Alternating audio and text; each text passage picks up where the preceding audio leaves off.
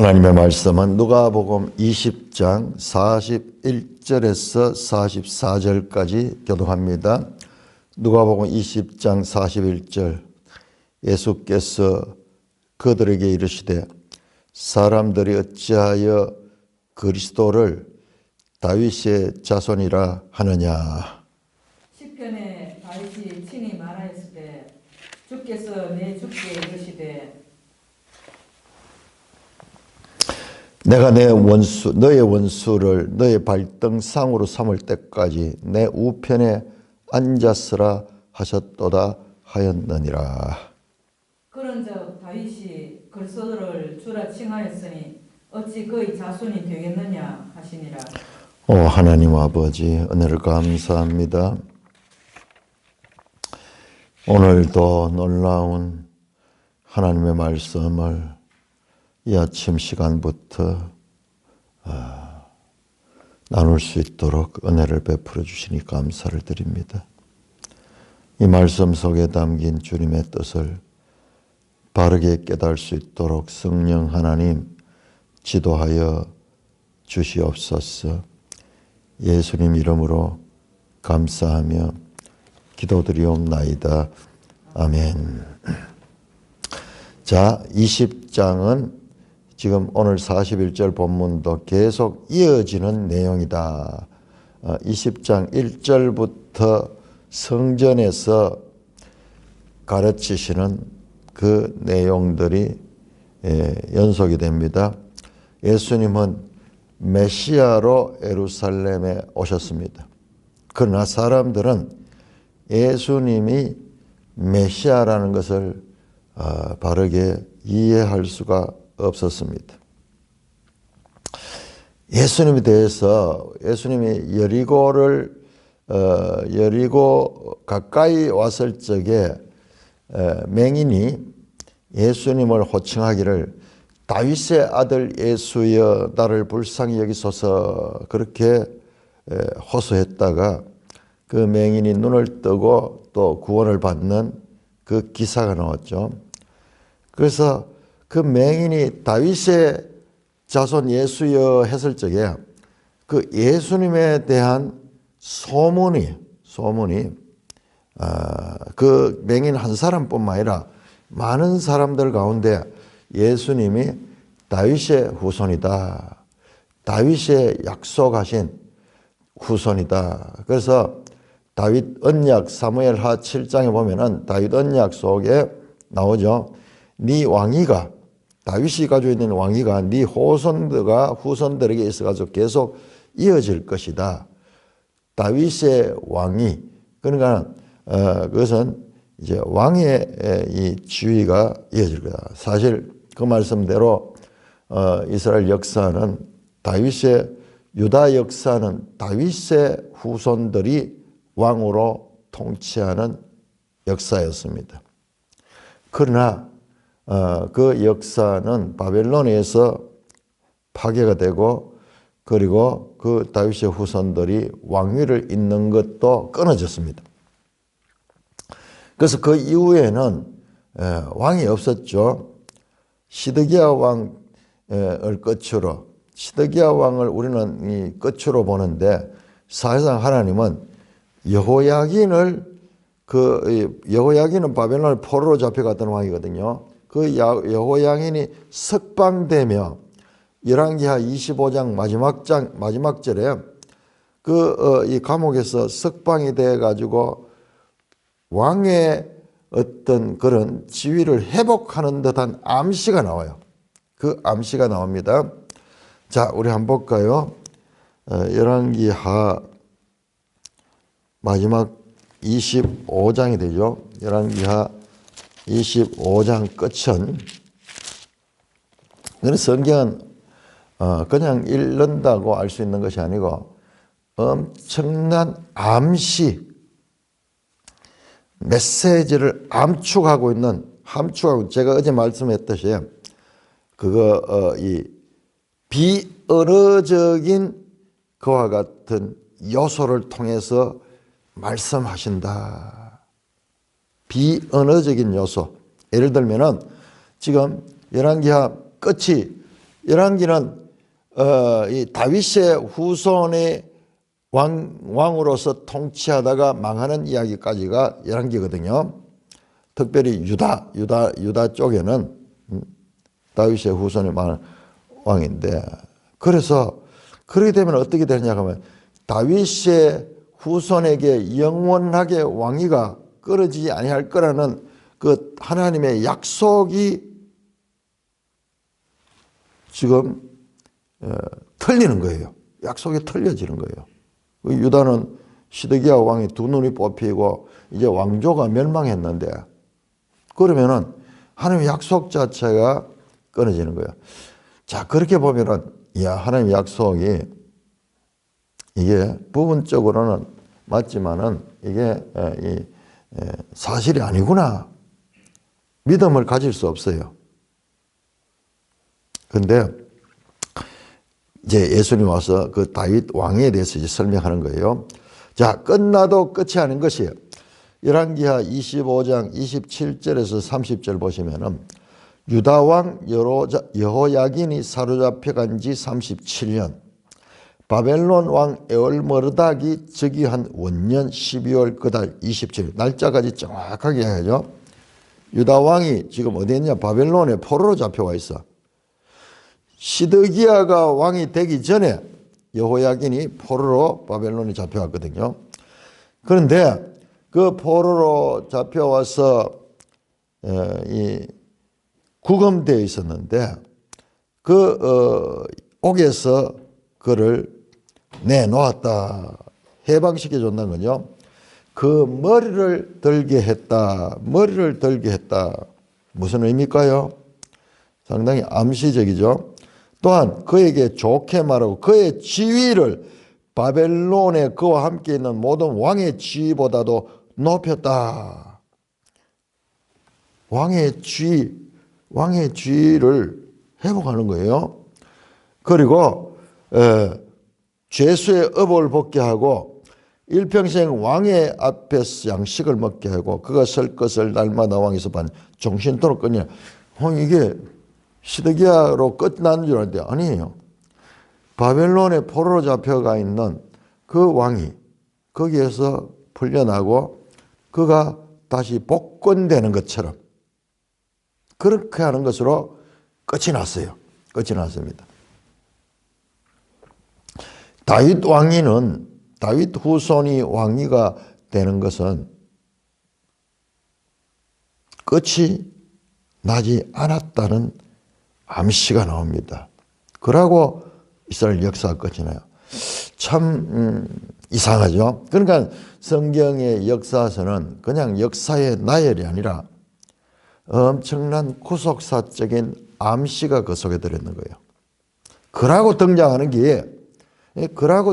게 바로 여리고 앞에서 맹인이 다윗의 후손 예수여 나를 불쌍히 여기소서 그렇게 하는 거예요. 다윗 후손의 왕위가 지금 예수를 통하여 이어지고 있다는 그런 암시가 그 속에 들어있는 거예요. 다윗의 후손 이코르 왕이에요. 왕. 그러니까 그 이후로 아주 그 예수님이 예루살렘 감람산에서 내려갈 적에 찬송하려다 이 왕이여 그러면서 찬양받으실 왕으로, 그리고 예수님 자신도 나귀를 타고 마치 왕이 가듯이, 그렇지만은 그 나귀는 로마의 황제가 타는 백마가 아니라 아주 그 어린 망아지를 타고 오는데, 그러나 왕이 입성하는 같은 패러디. 그런데 그 왕은 저 백마를 타고 위풍당당한 그런 왕이 아니라 망아지를 타고 겸손한 왕으로서, 그런 그 자체가 하나의 그림으로 비언어적인 메시지를 주고 있는 거예요. 왕이 입성하듯이 입성하는데, 그러나 이 왕은 겸손하고 그런 이 겸비한 마음을 가진 왕으로서 들어오는 거예요. 이 세상 왕들과 예수님은 왕이지만은 세상의 왕들은 왕위를 높이면서 자기를 높여서 신처럼 사람들에게 추앙을 받는 존재로 만들지만은 그러나 이 왕은 오히려 섬기는 왕으로 나오는 거예요. 엄청난 메시지가 그 속에 들어있는 거예요. 다윗의 자손이라는 말 자체는 이스라엘의 왕이라는 그런 표현이, 그런 암시가 그 속에 이미 들어있는 거예요. 유대인들은 그걸 알고 있는 거예요. 자, 예수님께서 그 맹인 바디메오라고 불려지는 그 맹인이 다윗의 자손이라고 불렀던 그 말씀을 끄집어내면서 사람들이 어찌하여 그리스도를 다윗의 자손이라냐. 바디메오, 그 여리고 앞에 그 소경만이 다윗의 자손을 찾는 것이 아니라 일반적으로 그런 그리스도를 다윗의 자손이라고 부르는 그런 사회적 분위기가 이미 형성되어 있었던 것 같아요. 그래서 예수님이 그 문제를 끄집어냅니다. 사람들이 어찌하여 그리스도를 다윗의 자손이냐. 시편 110편을 인용합니다. 다윗이 친히 말했을 때 시편 110편에서 주께서 내 주께 이르시되 내가 너의 원수를 네 발등상 삼을 때까지 내 우편에 앉았으라 하셨도다 하였느니라. 시편 110편 1절에 거기에 보면은 주께서 내 주께 이르시되 너는 네 원수를 네 발등상 삼을 때까지 내 우편에 앉았으라 하셨도다 하였느니라. 그러면서 시편 110편 1편을 다 인용을 합니다. 주께서 내 주께, 주가 두 분이야. 주라는 분이 계시고 지금 다윗의 주가 계시는 거예요. 다윗의 주가 계시는 거예요. 두 분의 주가 지금 마주보고 있는 거예요. 그래서 그 주께서 나의 주 그리스도에게 이렇게 말하면 내가 너의 원수, 내가 이 A라는 주가 너의 원수, B라는 주의 원수를 네 발등상 삼을 때까지 내 우편에 앉아 있어라. 이 두 분이 있는데 이 두 번의 B 주의 이 원수가 있는데 그 원수를 발등상 삼는다 하는 것은 뭐냐 그러면은 적의 장군을 완전히 항복시키고 그 최종적인 승리를 나타내는 그런 하나의 관용적 표현인 거예요. 적장의 머리를 팍 밟고 그렇게 이 보좌에 앉아 있으면 완전한 승리를 나타내는 거죠. 우리나라 역사에도 보면은 그런 게 나오죠. 중국의 그 황제가 우리나라 왕이 그 발 앞에 머리를 조아리고 그 머리를 땅에 박도록 하는, 그렇게 하던 그처럼 완전한 항복을 선언하는 이것이 하나의 관용적 면입니다. 적의 원수를 발등상으로 삼아요. 꼭 머리가 아닐 수도 있겠네요. 몸 전체를 밟고 탁 있는 그런 승리를 나타내는 그와 같은 관용적 표현입니다. 내가 너의 원수를 너 발등상으로 삼을 때까지 내 우편에 앉으라. 그 주의 우편에 앉아 계시다가 마침내 그 원수들을 완전히 이 진멸하는 그 말씀을 합니다. 그 말씀을 인용한 다음에 예수님께서 말씀하십니다. 그런즉 다윗이 그리스도를 주라 칭했으니 어찌 그의 자손이라. 다윗의 신데 다윗이 주께서 내 주께 이르기를 그러면서 주님의 길이 이야기하는데 그렇다면은 그 그리스도가 그것은 이 그리스도를 나타내는데 근데 다윗이 그 그리스도를 내 주라고 불렀으니까는 어떻게 그의 자손이 되겠느냐. 그리스도가 다윗의 자손으로 온다는 말은 맞지만은 그것은 부분적으로 맞는 이야기다. 그리스도는 다윗의 후손으로 오지만은 그는 다윗의 주님이시다. 이거는 우리한테는 이해가 될 수 없는 거죠. 후손인데 주가 될 수 있는 것은 이것은 영적인 세계에서 가능한 거지. 우리 같은 시간과 공간의 한계를 받는 존재들에게는 이게 이해될 수 없는 거예요. 하늘의 질서를 말씀하는 거예요. 다윗의 후손이라는 것은 부분적으로 맞지만은 그러나 다윗이 그리스도를 주라고 했는데 어찌 그의 자손이 될 수 있느냐 질문입니다.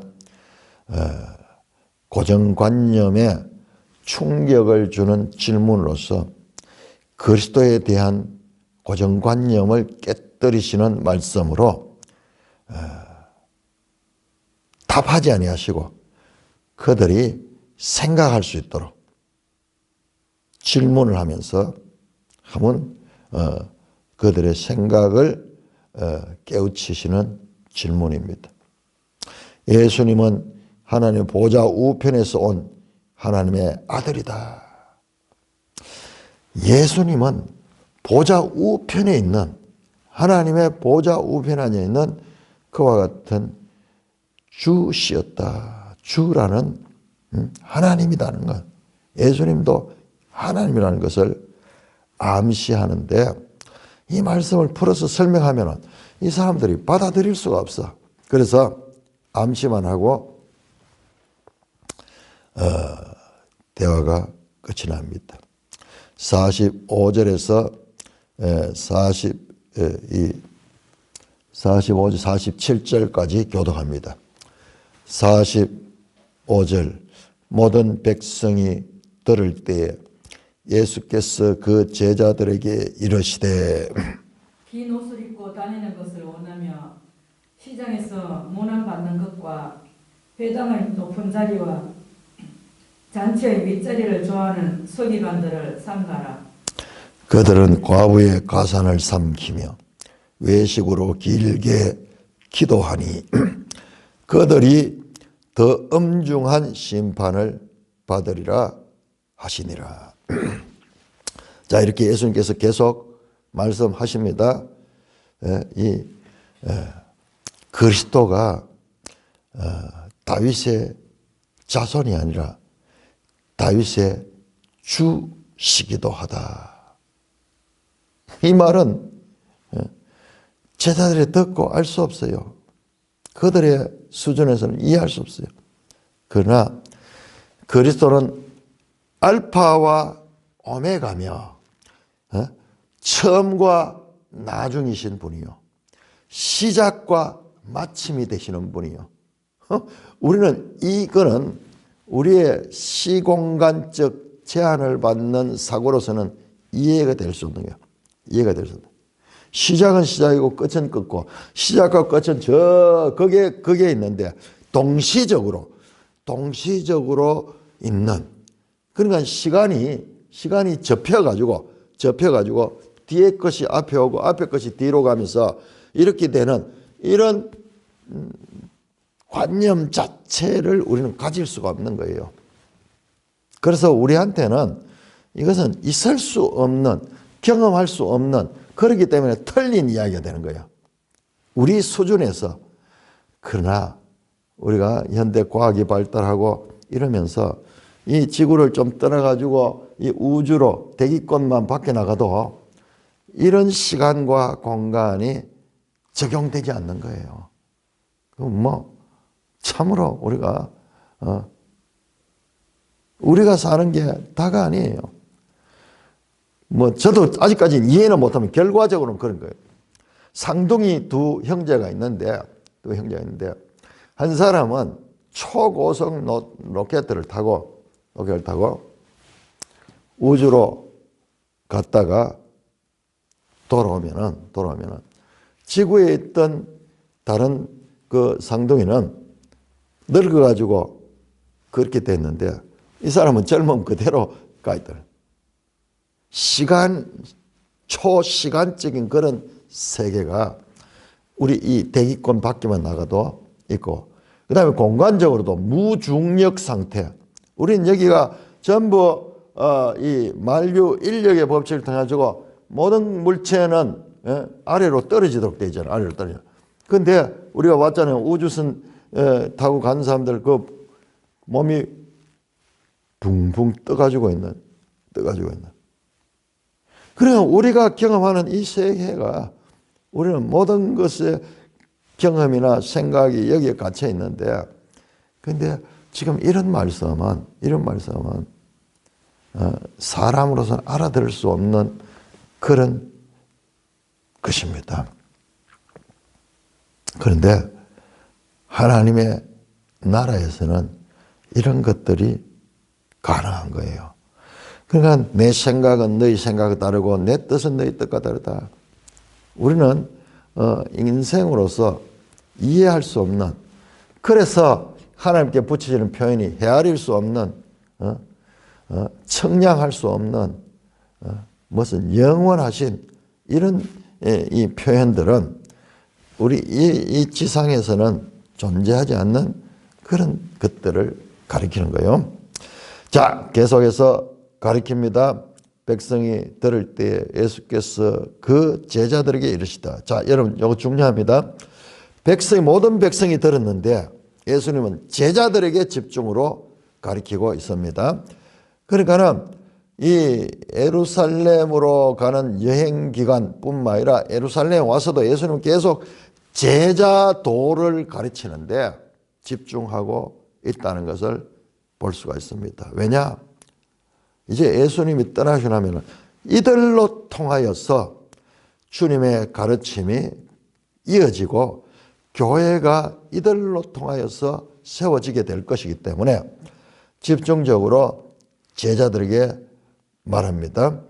긴 옷을 입고 다니는 것을 원하며 시장에서 문안받는 것과 회당의 높은 자리와 잔치의 윗자리를 좋아하는 서기관들을 삼가라. 자, 무슨 말이냐 그러면은 여기에서는요, 제자들도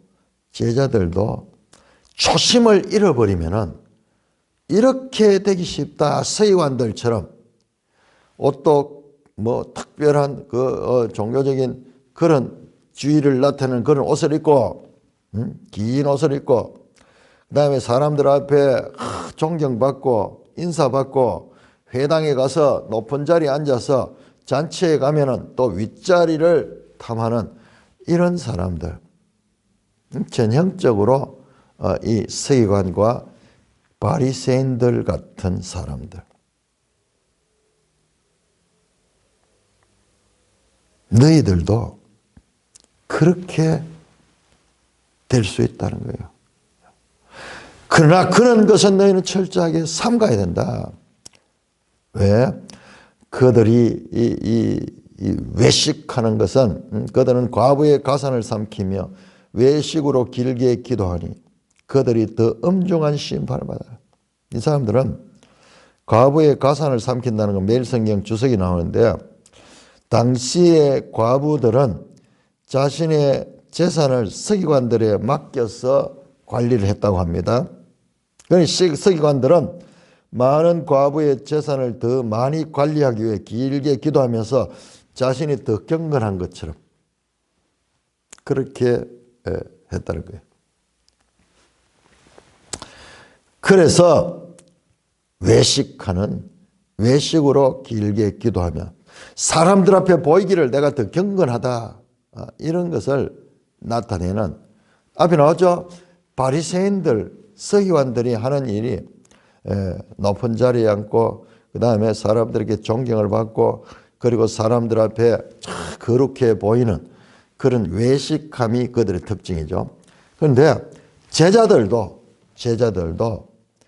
이 초심을 잃어버리면은, 성령의 충만함을 잃어버리게 되면은 이와 같은 사람들처럼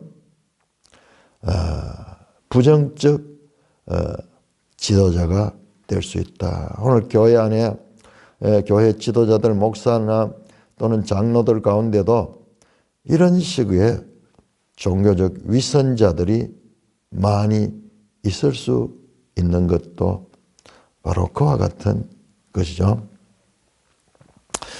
이들이 더 엄중한 심판을 받게 된다. 두렵고 떨리는 이야기죠. 이들이 더 엄중한 심판을 받게 된다. 그러면서 제자 도를 갖게 된 제자는 겸손하게 섬기는 자세로서 그리고 남을 지배하려고 하는 그런 세상에 딴 사람들에게 그렇게 보이려고 하는 그런 세상의 바리새인과 서인 같은 삶을 살아서는 안 된다는 것을 말합니다. 그런데 이 이야기는요. 이미 앞에서 나왔어요. 앞에서 나온다. 자, 우리 14장 한번 볼까요? 14장 7절 청함을 받은 사람들이 높은 자리에 택함을 보시고 거기 말했죠. 11절에 무릇 자기를 높이는 자는 낮아지고 자기를 낮추는 자는 높아질 것이다. 이 바리새인들 서기관들이 늘 그 이야기가 다시 나옵니다. 제가 자세히 보니까요. 이중교훈이야. 이중교훈. 그런 요소들이 여러 개가 있다는 것을 지금 발견을 했습니다. 자, 이런 것도 이중교훈. 그러니까 높은 자를 차지하고 외식하는 그와 같은. 그러므로 제자들은 그런 일을 주의하여서 이런 데 빠지지 않도록 하라는 가르침입니다. 자, 21장 1절부터 4절까지 교독합니다. 21장 1절 예수께서 눈을 들어 부자들이 헌금함에 헌금 넣는 것을 보시고 또 어떤 가난한 가부가 두 렙돈 넣는 것을 보시고 이러시되 내가 참으로 너에게 말하노니 이 가난한 과부가 다른 사람보다 많이 넣었도다. 저들은 그 풍족한 중에서 헌금을 넣었거니와 과부는 그 가난한 중에서 자기가 가지고 있는 생활비 전부를 넣었느니라 하시니라. 자, 이 말씀을 하시는데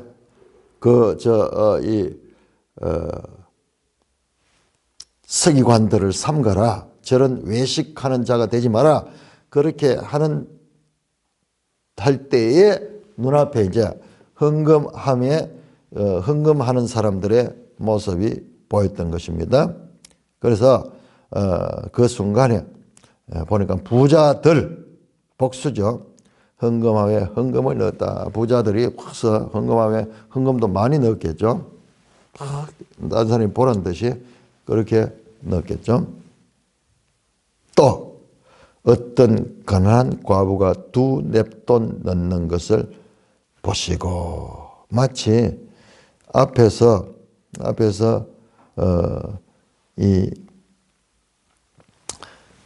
세리와 바리새인이 성전에 나가서 세리가 기도하던 그리고 바리새인이 기도하는 그 세리는 나는 죄인입니다. 그러고 바리새인은 자기가 일주일에 뭐 며칠씩 금식하고 뭐 이러면서 하나님 앞에 따뜻하게 고개를 들고 자기 자랑을 늘어놓던 것처럼 여기에 이거는 헌금인데도 그거하고 비슷해요.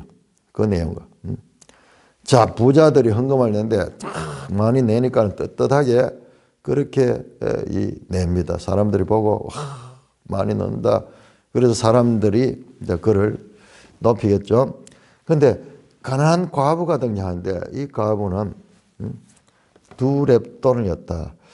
누가복음에 과부 이야기도 여러 개 나오죠. 세리 과부 이야기가 이 과부가 또 나오고 있는데 저기 그 억울한 과부, 불의한 재판관의 억울한 과부도 나오고 그러니까 이 사회적인 약자들을 아주 그들을 높이고 오히려 사회적으로 강한 자들, 기득권자들을 낮추는 역전의 메시지가 계속 나오는데 여기도 지금 마찬가지 그 유행에 속합니다.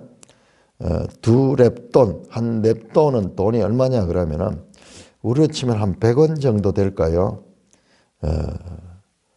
한 1,000원이 되지 않는 그런 돈, 최고 작은 우리나라에 지금 동전이 최고 작은 단위가 10원입니까? 이런 자리는 없을 거야.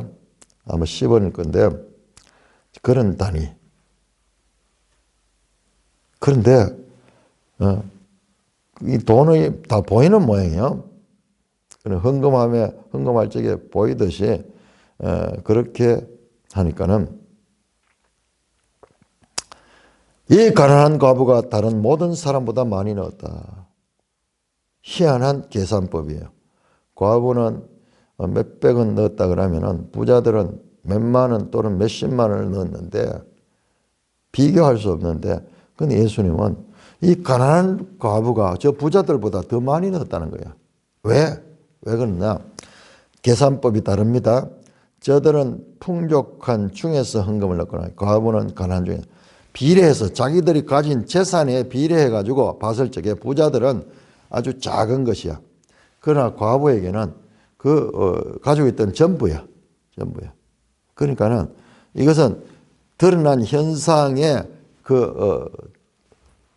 돈의 이 가치가 아니라 그 마음이 이는 전부를 넣은 자다. 우리가 앞에서 가이사의 것은 가이사 것, 하나님의 것은 하나님께 바치라 하는 말씀이 나오는데, 이건 일종의 하나님의 것을 바치는 그런 자세예요. 하나님 앞에 바치는. 가이사의 것은 정해진 세금을 내지만은 여기에서는 자원해서 하나님께 바치는 그 말씀입니다. 얼마만큼 하나님께 바치는 게 좋은가 하는 그런 질문에 이 대답은 마음으로 이 눈에 보이는 청량 가능한 돈의 가치보다 드리는 자의 보이지 않는 마음의 순수함으로 드리는 것이 더 값지고 고귀하다는 말씀으로 교훈하고 있습니다. 자, 21장. 자, 그러니까 21장 1절에서 4절이 지금 같이 붙여놨는 이유는 이렇게 끊어지는 게 맞고요. 그 다음에 21장 5절부터 이 19절까지 나오는데, 자, 이 내용은 좀 쉽지 않습니다. 난제 본문입니다. 자, 그래서 오늘 5절에서 먼저 6절, 5절, 6절 교독합니다. 어떤 사람들이 성전을 가리켜 그 아름다운 돌과 헌물로 꾸민 것을 말하며 예수께서 이르시되, 너희 보는 이것들이 날이 이르면 돌 하나도 돌 위에 남지 않고 다 무너뜨려지리라.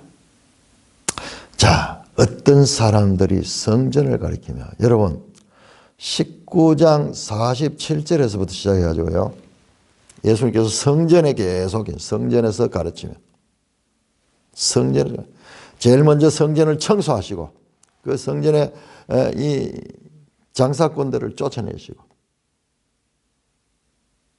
성전을 장사터로 삼고 있는 자들을 정리하시고, 그 다음에 성전에서 가르쳤어요. 날마다 성전에서 가르쳤어요. 그 마지막 이 예루살렘에서의 한 주간 동안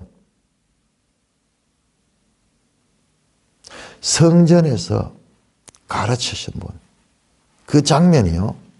성전을 청소하시고 성전에서 가르치면서 내 집은 만민이 기도하는 집이라 하였거늘 너희가 강도의 구례를 만들었다, 그렇게 말합니다. 건물 성전의 시대가 끝이 나고 참 성전으로 오신 예수님이 겹쳐지는 한 그림이요.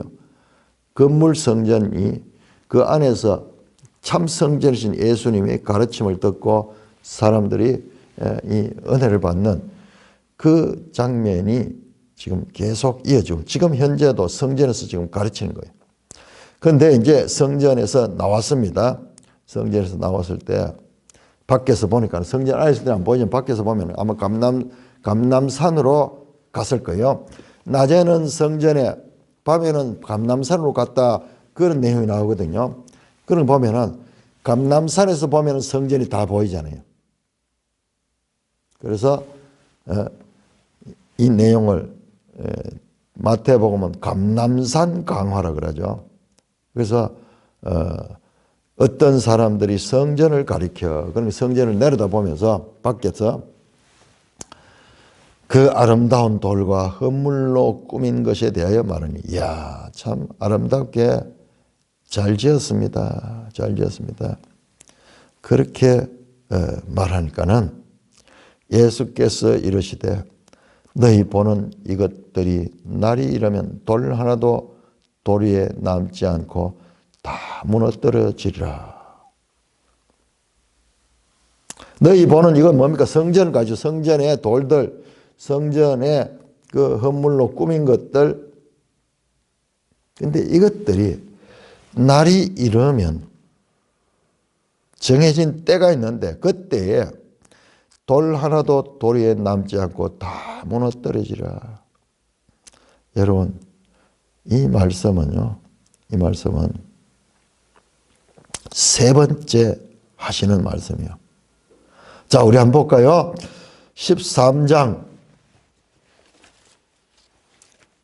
34절 35절 13장 34절 35절 이미 예수님께서 여행 중에도 34절에 예루살렘아 예루살렘아 그러면서 예루살렘에 대한 탄식을 하면서 35절에 뭐야? 보라 너희 집이 황폐하여 버림받으리라. 너희 집, 이 예루살렘 성전을 가리킵니다. 성전이 황폐하게 될 것이다. 그렇게 말씀합니다. 자, 19장 41절에서 44절입니다. 19장 41절 가까이 성을 보시고 우시며 그러며 43절에 날이 이를지라 네 원수들이 토둔을 쌓고 너를 둘러 사면으로 가두고 또 너와 너희 가운데 있는 그 자식들을 땅에 메어치며 돌 하나도 돌 위에 남기지 아니하라. 예루살렘 성전이 파괴될 것을 세 번째 지금 말씀하는 거예요. 그냥 하는 거예요. 자, 반복은 강조라 그랬죠. 반복은 강조예요. 그래서 세 번째 이 예루살렘의 파괴에 대해서 말씀하고 있습니다. 7절에서 9절까지 교독합니다. 7절입니다. 그들이 물어 이르되 선생님이여 그러면 어느 때에 이런 일이 있겠사오며 이런 일이 일어나기를 할 때 무슨 징조가 있사오리까. 이르시되 미혹을 받지 않도록 주의하라. 많은 사람이 내 이름으로 와서 이르되 내가 그러하며 때가 가까이 왔다 하겠으나 그들을 따르지 말라. 난리와 소요의 소문을 들을 때 두려워하지 말라. 이 일이 먼저 있어야 돼 끝은 곧 되지 아니하리라. 자, 분명하게 우리가 이 맥락을 잡아야 됩니다. 그들이 물어서 제자들입니다. 제자들과 그 무리들 가운데 마태복음 24장 1절 뭐 제자들. 자, 그들이 물을 때 그렇게 묻다. 그러면 성전이 다 파괴된다는데 언제 이런 일이 일어납니까? 어느 때 이런 일이 일어나며 이런 일이 일어날 때 무슨 징조가 있습니까? 그렇게 묻습니다. 자, 그러자 8절에 예수님 말씀합니다. 미혹을 받지 않도록 주의해라. 왜? 많은 사람이 내 이름 와서 내가 그러하며 때가 가까웠다 하겠으나 그들을 따르지 말라. 많은 사람들이 내가 그러하며 에고 에이미 내가 그러 요한복음에 나올 그 에고 에이미 뭐냐? 자신이 메시아라 하는 거야. 자신이 메시아라 하면서 그렇게 사람들을 미혹을 할 때가 있다. 그들을 따르지 말라. 난리와 소요와 소문을 들을 때 두려워하지 말라. 왜? 이 일이 먼저 일어나되 끝은 곧되. 자, 성전 파괴가 있기 전에 어떤 일이 일어날까요? 그러면 우리가 그 파괴 날짜를 알 수 있으니까는 그렇게 이야기하니까는 이제 막 사람들이 미혹하는 사람들이 나와서 자기가 그리스도라 하는, 그리고 난리가 나고 막 소요가 일어나고 소문을 들 때 두려워하지 말라. 이 일이 먼저 있어야 돼요. 끝은 거든요. 자, 이런 것들은 종말의 사인이 아니고 종말 전에 일어날 일들이다. 일어날 전이다. 이 종말은, 여기서 종말은 끝은 뭐냐면 성전 파괴를 가리킵니다. 성전 파괴를 가리킵니다. 자, 여러분 질문하고 이걸 놓치지 않아야 돼요. 자, 10절입니다. 10절, 11절. 10절, 11절. 또 이르시되 민족이 민족을, 나라가 나라를 대적하여 일어나겠고, 곳곳에 큰 지진과 기근과 전염병이 있겠고 또 무서운 일과 하늘로부터 큰 징조들이 있으리라. 자, 그러니까는 지금 질문을 우리가 놓치기 쉬워요. 왜냐 그러면 질문은 성전 파괴에 대한 질문인데 이 내용이 너무 막 거창하게 나오니까 민족이 민족을, 나라가 나라를 대적하여 일어나고 곳곳에 큰 지진과 기근과 전염병이 있겠고 무서운 일과, 그리고 하늘로부터 큰 징조들이 있으리라. 그러니까는 이게 우리가 이 질문을 지금 잊어버릴 수 있어요. 너무 막 종말적인 그런 이 분위기가 나오니까는. 자, 그런데 오늘 우리 시간이 없어서 이걸 제대로 다 볼 수는 없습니다만은, 자, 일단 이 본문이 우리가 이게 난제예요. 이 본문이. 왜냐 그러면은 이게 성전 파괴를 가리키는 내용으로 시작이 됐는데, 내용을 보면은 27절 같은 경우에 그때 사람들이 인자가 구름을 타고 큰 능력과 영광으로 오는 걸 보게 될 것이다. 뭐 이런 일이 나오니까는 예수님의 재림으로 이렇게 생각을 하게 되는 거예요. 분명히 질문과 예수님의 답변도 그 질문에 대한 답변이니까는 그 질문은 성전 파괴에 대한 말씀이었거든요. 그런데 이제 내용들 가운데서 막 재림하는 이런 내용이 나오니까는 이게 과연 재림의 때를 가리키는 거냐, 1세기 AD 70년에 있었던 성전 파괴를 가리키는 것이냐, 거기에 대해 가지고 뭐 해석이 분분한 거예요. 우리들도 읽어보면 정말 볼 때마다 이게 분분한 거예요. 그런데 우리가 놓치지 말아야 될 것은 맥락을 놓치지 말아야 돼요. 맥락. 뭡니까? 이런 일. 뭡니까? 이런 일은 성전 파괴를 가리키거든요. 성전 파괴. 분명히 성전 파괴를 가리킵니다. 자, 끝에 가시면은 이 말씀의 끝에 가면 31절도 이와 같이 너희가 이런 일이 일어난 걸 보거라. 이런 일이 일어나는 거 보거라. 그 다음에 32절에 보면요. 이 세대가 지나기 전에 모든 일이 다 이루어지리라. 끝까지 이런 일에 대해서 지금 질문하고 답변하는 거예요. 이런 일. 이런 일은 뭡니까? 이런 일을 앞에 나왔던 성전 파괴를 가리키는 내용입니다. 일관된 내용을 말하는데 중간에 우리가 이해할 수 없는 마치 재림을 연상하는 것 같고 막 온 세상이 막 종말적인 그런 그 묵시록적인 분위기가 나오고 이러니까는 이걸 재림으로 생각을 하는데 분명히 질문과 답변은 성전 파괴에서 시작된 것이라는 것을 우리가 놓치지 말아야지 이 해석이 제대로 될 수 있습니다. 이 해석이 분명히 질문과 답변인데 그 질문과 답변을 초월한 내용들이 나올 적에 우리가 조금 주의해서 한번 이 부분을 다뤄야 됩니다. 그래서 이것은 시간이 좀 걸려요. 깊이 보면은 이 본문도 해석이 됩니다. 자, 오늘은 여기까지 보는데 자관 이 감람산 강화의 질문은 성전 파괴에 관한 질문이었다 하는 것을 놓치지 말고 예수님도 그 질문에 대한 답변을 하는 거지 종말에 대한 답변을 하신 건 아니거든요. 그러니까는 우리가 이런 맥락상 이 인과관계를 보면서 본문을 내일 좀 더 깊이 살피도록 하겠습니다. 찬송가 15장입니다.